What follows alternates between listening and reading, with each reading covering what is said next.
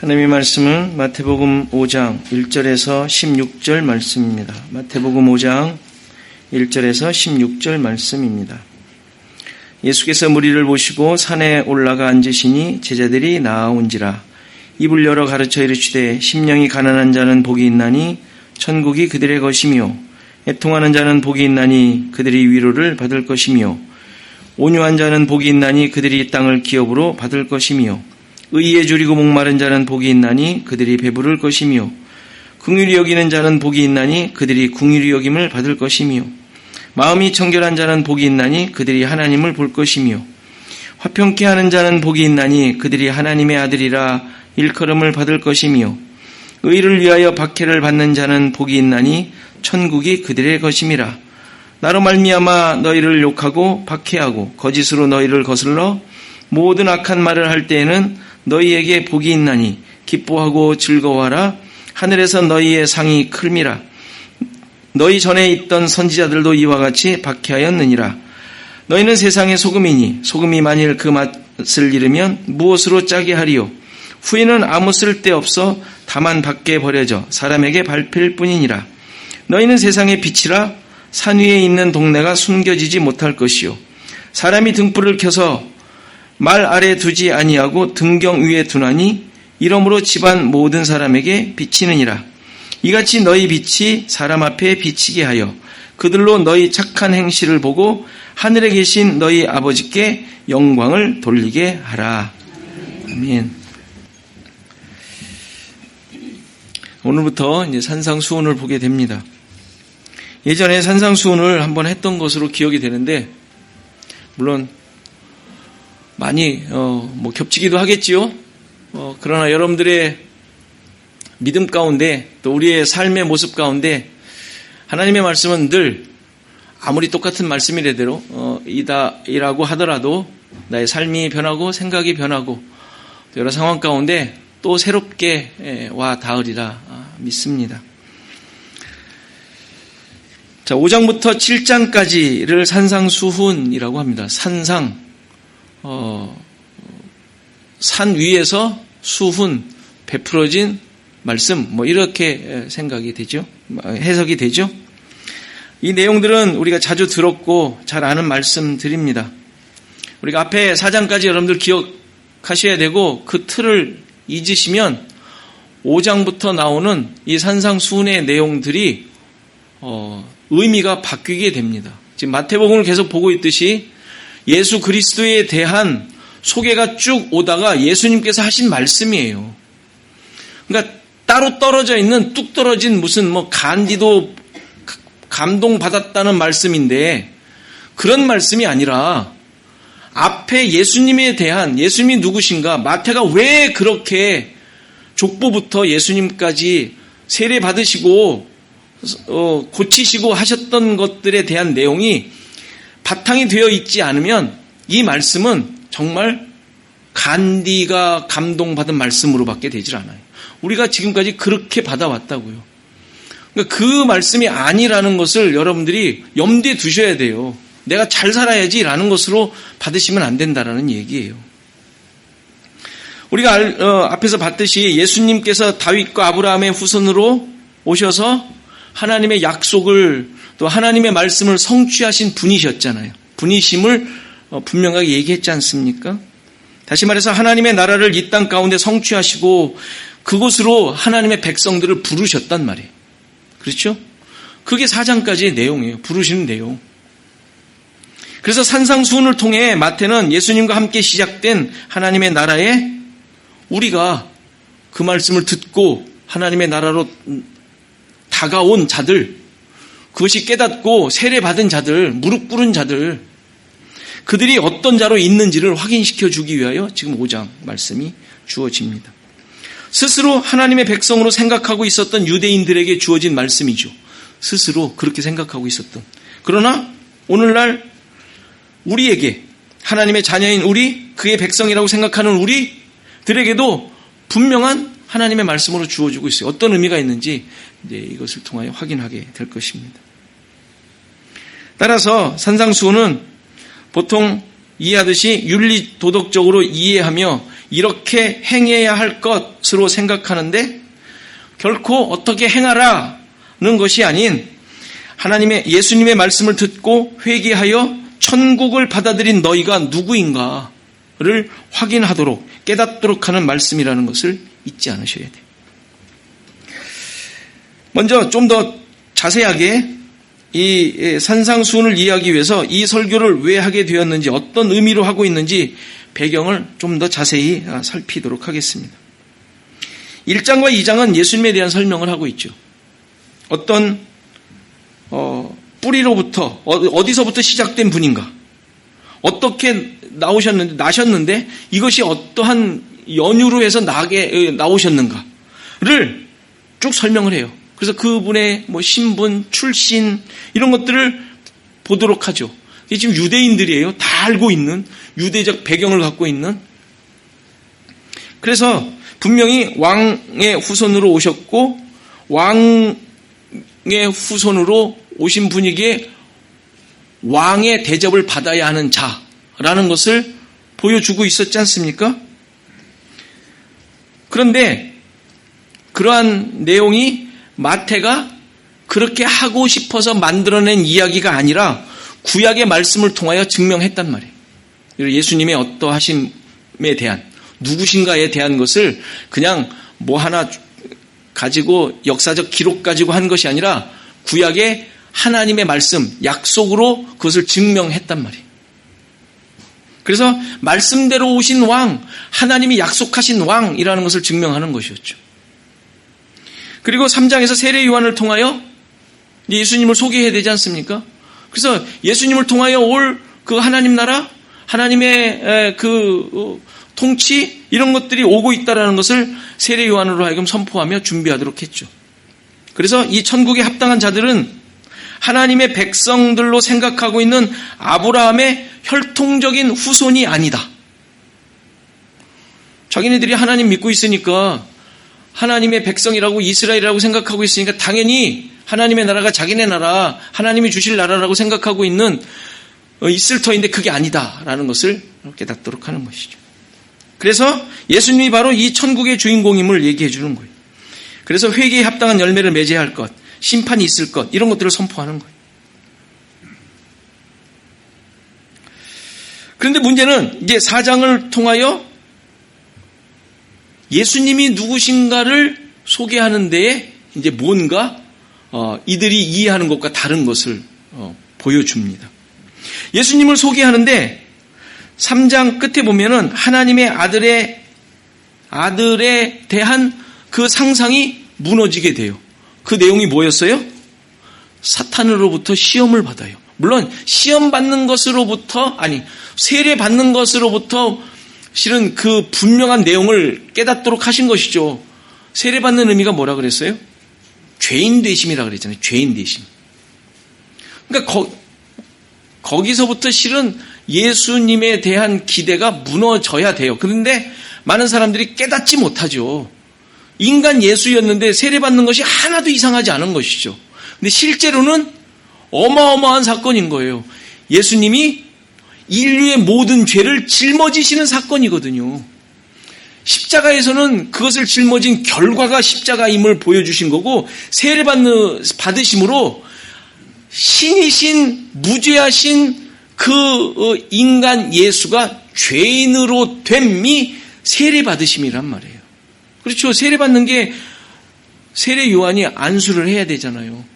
그럼 누구의 죄가 어디로 가요?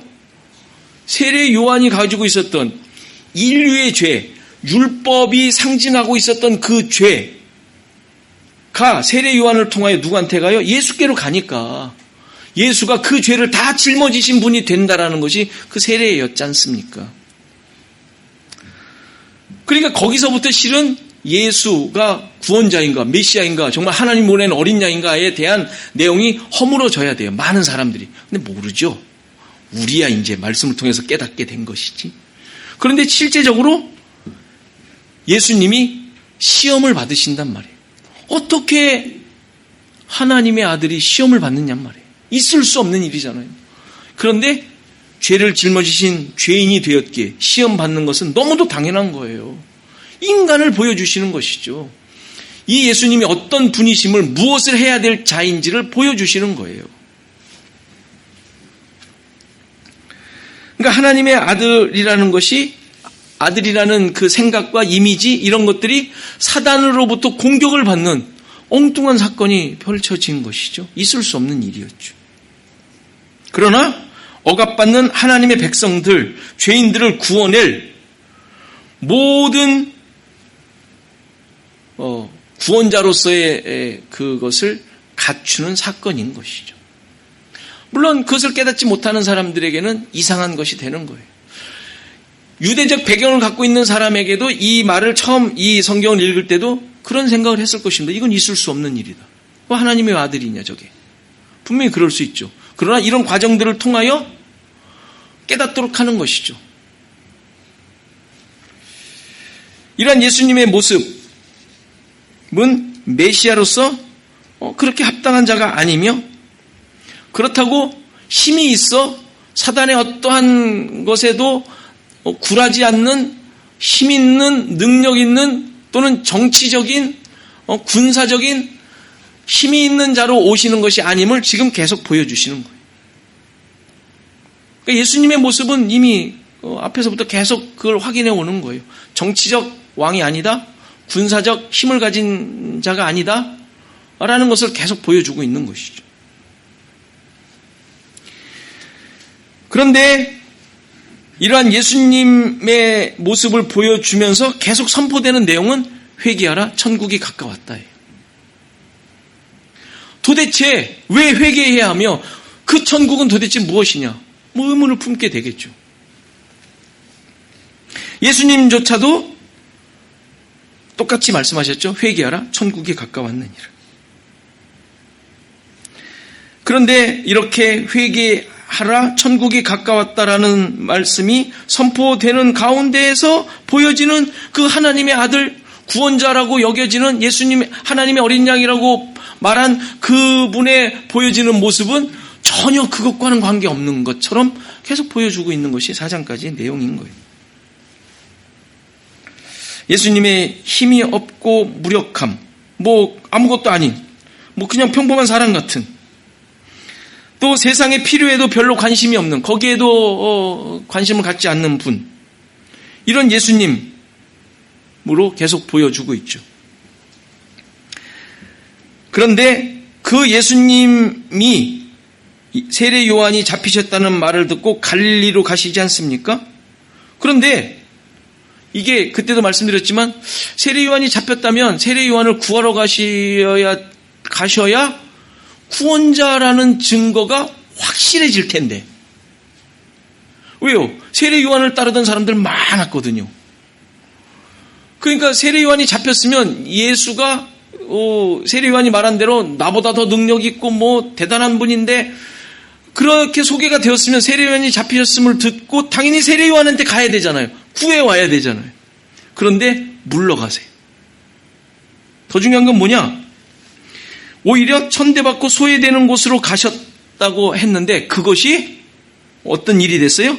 그곳에 빛을 비추게 하는 말씀을 성취하는 것으로 얘기합니다. 그러니까 지금 마태가 계속 얘기하고 싶은 것은 예수님이 구원하심, 예수님이 계심으로써, 예수님이 존재함으로써 일어나는 일이, 또 성취되는 일이 무엇인가, 이것을 계속 증명하고 싶은 거예요. 너희들이 생각하고 있는 구원자와 하나님이 약속하셔서 구원하시고 하나님이 계획하신 것이 무엇인지를 보도록 하면서 구원자에 대한, 메시아에 대한 생각들을 바꾸도록 하는 거죠.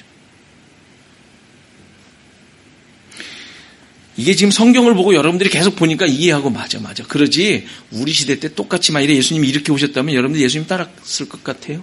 말도 안 되죠. 그러니까 지금 여러분들 예수 믿는 게 얼마나 은혜인 줄 아시죠?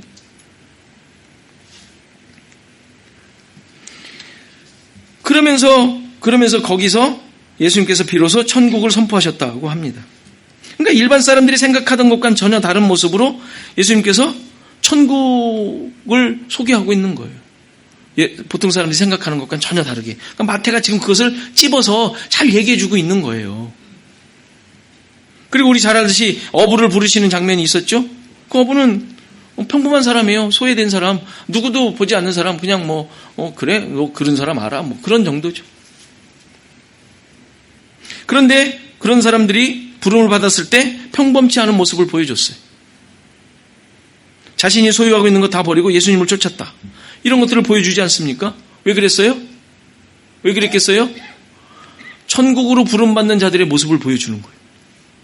천국이 임했음을 보여주는 증거로 보여주고 있는 거예요. 있을 수 없는 일이죠. 여러분들 그렇게 하겠어요? 아무도 그럴 사람이 없죠. 근데 이런 사건이 있었음을 보여주면서 예수님으로 말미암아 이루어진 천국이 어떤 가치가 있고 어떤 모습으로 지금 사람들에게 지금 침투하고 있는지를 보여주는 증거로 보여주고 있는 거예요. 사건으로. 천국이 이런 곳이다 보여주고 있는 것이죠, 지금. 그리고 어떻게 해요? 예수님께서 가르치시고 천국복음 전파하시고 백성들의 병과 약한 것들을 고치시는 장면을 보여주죠.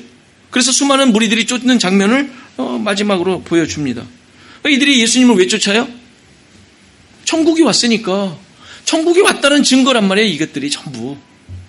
그렇죠? 그래서 이러한 내용들을 다 소개를 하고 5장이 나오는 거예요, 5장. 예수님이 선포하시는 내용. 그러니까 뭐겠냐고요, 그게. 천국에 대한 내용이죠. 지금 온 천국 백성들에 대한 이야기란 말이에요. 여기서 무슨 자, 어떤 자 계속 나오잖아요. 이게 누구예요? 천국 백성들의 모습을 얘기하는 거란 말이에요. 이렇게 해라, 천국을 갈 것이다가 아니죠. 안 하고 다 지금 천국으로 불러드렸잖아요. 이거 없이 앞에서 이미 다 불러드렸잖아요. 불러드렸고 어떤 자들이 들어온다는 거, 들어온 자들은 어떤 모습이더라 이미 봤잖아요. 그러니까 그런 자들을 더 깊이 보니까 이런 자들이라고 지금 5장에서 얘기하고 있는 거예요. 그러니까 예수님께서 지금 말씀하시는 것이 무엇인지 그런 배경과 내용을 가지고 이해를 해야 하는 것이죠. 그러니까 세례 요한이 외치고 있었고, 그리고 이어서 예수님께서 외치는 말씀들, 그가 메시아로서 하나님의 아들로서 바로 옆에 와 계시다는 사실, 그가 계신 곳에 놀라운 기쁨과 그리고 빛이 비춤으로 어둠이 제거되고 새 생명이 주어지고 있다는 사실, 이를 위해 사람들이 자신의 것들을 다 포기하고 달려가고 있는 그 모습, 이런 사실, 소외되고 아무 능력이 없는 자들이 새로운 모습으로, 새로운 사람으로 만들어지고 있는 그런 모습들, 이러한 내용들이 일어나고 보여지고 있는데 지금 너희들의 모습과 상태는 어떠냐라고 지금 확인토록 하는 거예요. 묻고 있는 내용이 5장의 내용이에요.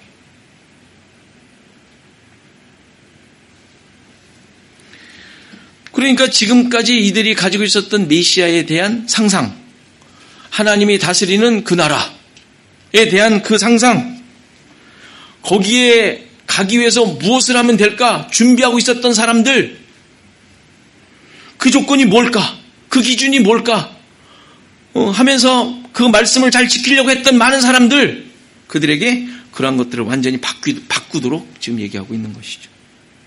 인간이 가지고 있는 능력과 소유, 성품, 자질로 인정받는 것이 아니라 전혀 이런 것들이 조건이 되지 않는, 단지 나 자신이 어떤 상태에 있는지를 확인해봐라. 넌 지금 어떤 존재로 있느냐. 그 지금 5장에 얘기하고 있는 거예요. 하나씩 살피겠습니다. 그러니까 회개하라는 것은 자신이 얼마나 잘못된 자인지,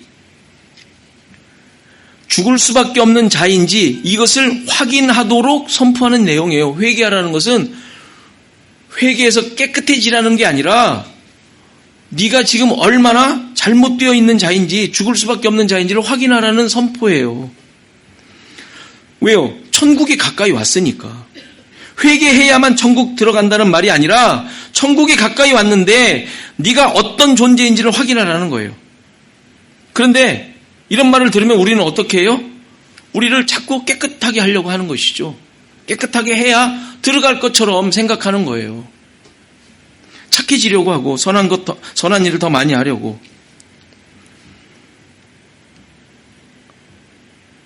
그러니까 여러분들도 하나님의 말씀을 들을 때 실제 우리 지금 현재도 마찬가지죠. 여러분들 하나님의 말씀을 들을 때 어떤 생각을 하세요? 하나님 말씀대로 더 잘 살아야겠지 생각하시죠. 하셔도 돼요. 근데 그래야 하나님이 받아주신다라는 생각을 하면 잘못된 거란 말이에요.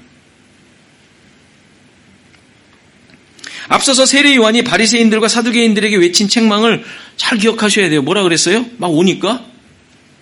세례 베푸는데 오니까 뭐라 그래요? 독사의 자식들아. 누가 너희들 보고 너희들을 가르쳐서 임박한 진노를 피하라 하더냐?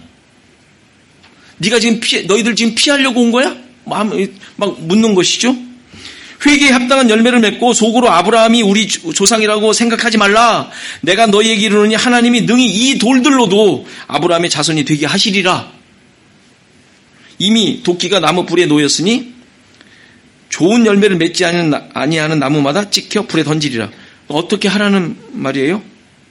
지금 이 말이 그 사람들에게 바리새인과 사두개인들에게 어떻게 하라는 말이에요? 나를 죽여주소서 하라는 거예요. 나는 죽을 놈입니다. 살려주십시오. 지금 그렇게 하라는 거예요. 살려주십시오. 뭐 아브라함의 조상이라고? 웃기지 마라. 돌들로도 하나님께서 만들 수 있다. 돌들로도 만든다. 그런 것이 너희들의 조건이라면 돌들로도 만든다. 너희들이 가지고 있는 것으로는 꿈도 꾸지 말라. 이렇게 지금 책망하고 있는 것 아닙니까?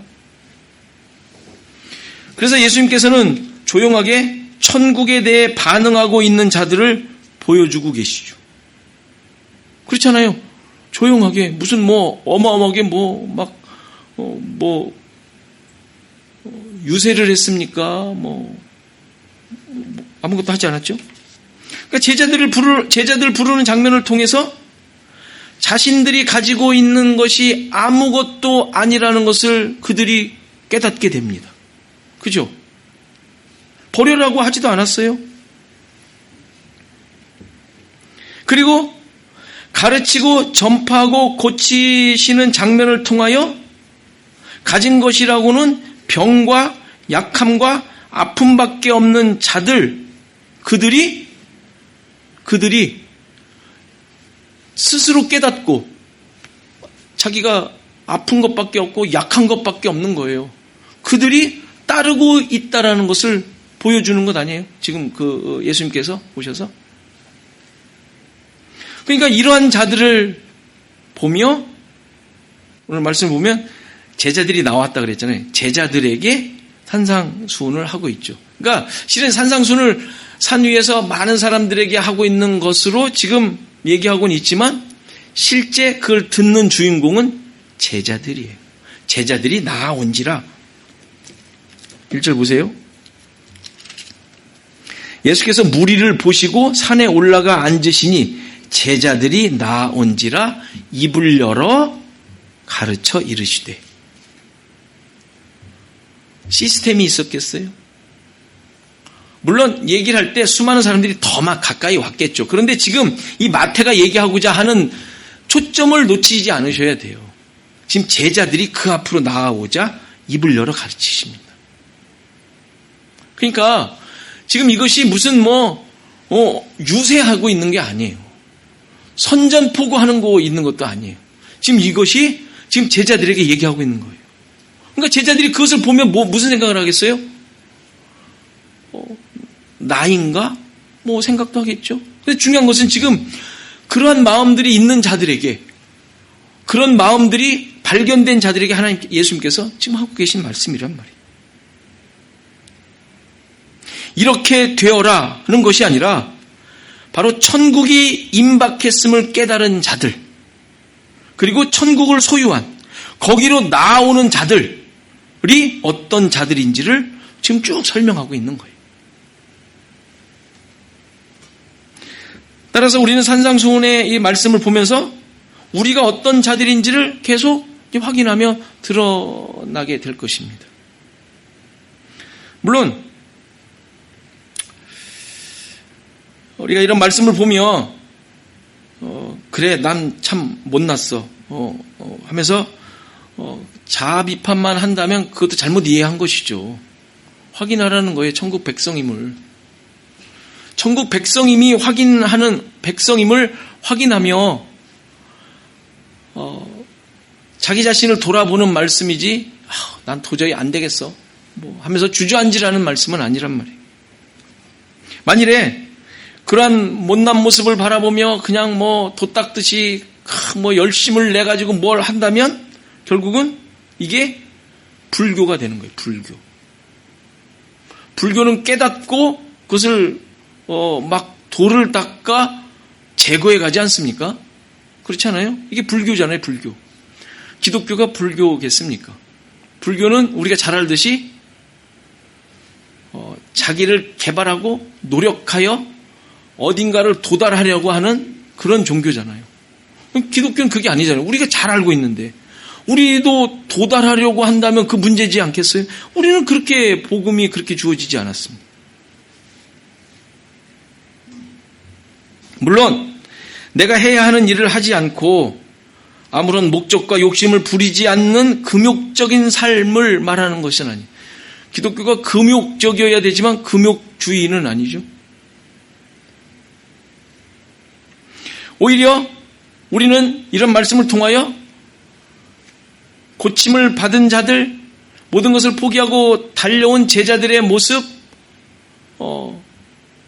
그것을 우리 또한 경험한 자로서 우리에게 하나님의 말씀으로 말미암아 주어진 생명, 살아있음, 하나님을 알게 되는, 믿게 하는 어떤 그 고백, 이런 것들이 있음을 깨닫고 그게 뭐예요? 하나님의 백성이라는 사실.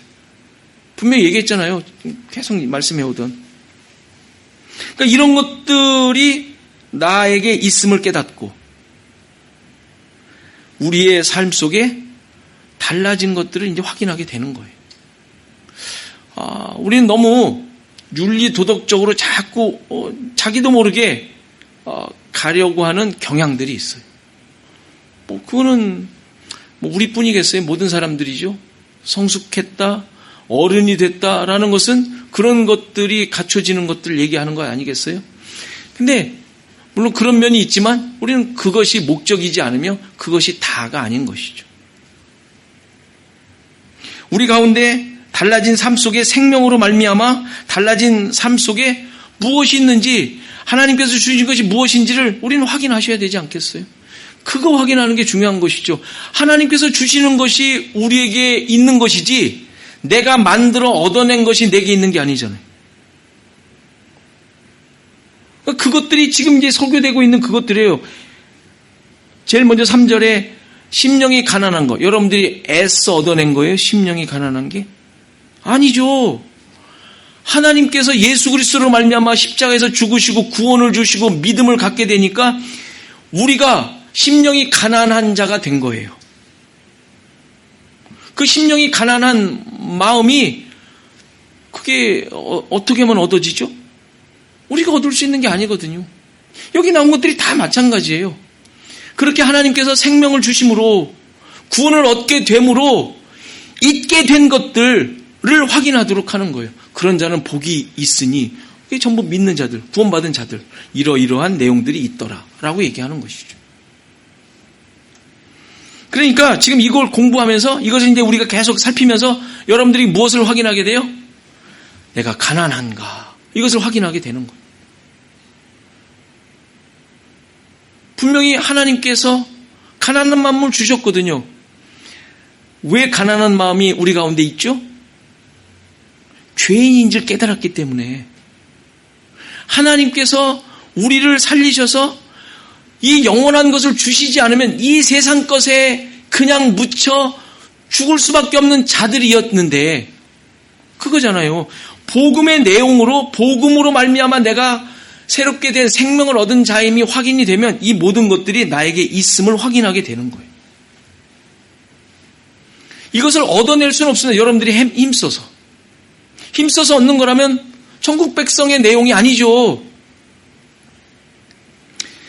자꾸 반복되는 말씀이라 생략하겠습니다. 앞으로도 계속 이제 하나둘씩 보게 될 터인데, 어쨌든 우리는 하나님의 은혜와 하나님이 주시는 평강과 그것으로 만들어진 자들이, 그것으로 우리의 삶이 지배되는 자들이, 다시 말해서 하나님이 주도하시는 삶을 살고 있는 자들이, 그리고 하늘의 것들로 채워진 자들이, 그게 팔복이죠. 그렇죠? 그래서 그것을 여러분들 속에서 다시 확인하며 또 이렇게 북돋고 더 큰 것임을, 분명한 것임을 확인토록 할 것입니다. 따라서 여러분들의 삶 가운데는 늘 가난한 마음, 애통하는 마음, 온유한 마음, 쭉 나오는 거, 긍휼히 여기는 마음, 의에 줄이는 마음들, 이런 것들이 나 스스로를 돌아보며 확인해야 되는 질문들인 거예요. 그래서 우리 모습을 깊이 돌아보시고 이런 말씀 앞에 다시 한번 무릎을 꿇고 주님을 붙잡는 귀한 기회가 되기를 간절히 바랍니다.